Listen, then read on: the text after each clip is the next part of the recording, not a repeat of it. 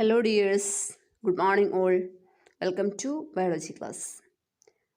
So, we just started to discuss about the chapter reproduction, and we just mentioned about the differences, major differences between sexual and asexual methods of reproduction. I hope you all got the idea what is the difference between these two. Okay. Next, we are going to study about the different methods of asexual reproduction. In lower classes, we studied about the important methods of asexual reproduction. What are they? Fission, budding, spore formation, regeneration, vegetative propagation, and tissue culture or micropropagation. These are the six methods of asexual reproduction that we are going to study here. First of all, fission. Fission is the most common method of reproduction that is usually occurring in case of unicellular organisms such as bacteria, diatoms, protozoans such as amoeba, paramecium, etc. It involves the splitting or breaking or dividing of the parental cell into daughter cells. There are two types of fission. One is the binary fission and the other one is the multiple fission. In binary fission, the parental cell divides into two daughter organisms. That is usually exhibited by amoeba, paramecium, diatoms, etc.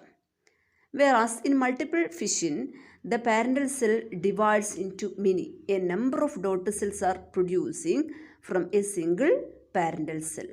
Okay, this is the most common method of reproduction. I mean, most of the disease-causing microorganisms. Okay, bacterians and also this one of the parasites, malarial parasite named Plasmodium. Here also multiple fission is the method of reproduction.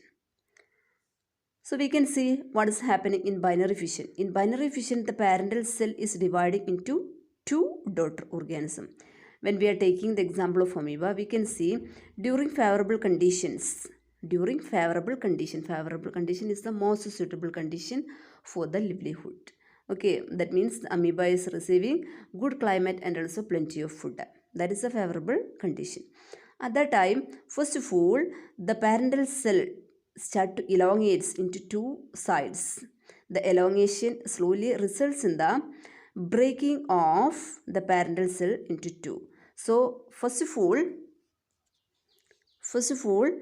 the nucleus of the parental cell divides into two, results in the formation of two daughter nuclei in a single cell. The division of parental nucleus is called karyokinesis. Karyokinesis followed by the cytokinesis. Cytokinesis means the division of the cytoplasm.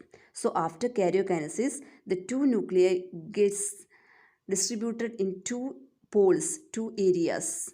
At the center there is no nucleus and through the center there will be a constriction occurs and the amoeba divides through the center. The cytoplasm of the amoeba divides through the center. This is called cytokinesis. So karyokinesis first followed by the cytokinesis results in the formation of two daughter amoeba. In multiple fission, the two steps are same. First of all, karyokinesis and the second step is cytokinesis.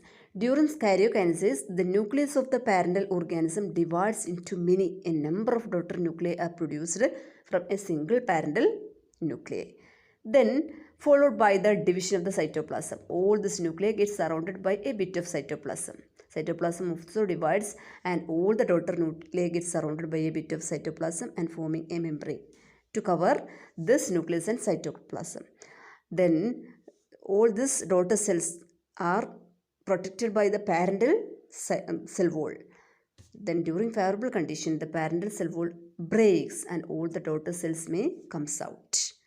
Example is the Plasmodium, one of the malarial parasite causing the disease named malaria. Second method of asexual reproduction that we are going to study is the budding. About budding and binary fission, we already studied from lower classes. During budding, we can see the formation of a body outgrowths from the parental cell or parental body, and this outgrowth is called a bud. The bud slowly grows by attaching over the parental body. The bud slowly grows by attaching over the parental body. After its growth is completed, it may get detached from the parental body and grows as a separate one. Budding is exhibited by both unicellular and multicellular organisms. We studied about the budding in yeast. Yeast is one of the unicellular organism. Like that, budding in amoeba. Not amoeba. Budding in hydra. Hydra is one of the multicellular organisms. In all these cases, budding is a method of reproduction.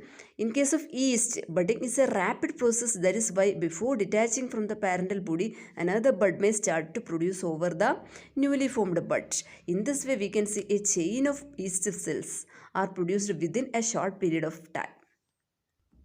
The third method of reproduction, that is the spore formation. Spore formation is the most common method of reproduction among fungus, and some of the bacteria also reproducing by producing spores. So we know what is the fungal growth. We studied about the fungal growth in 9th standard.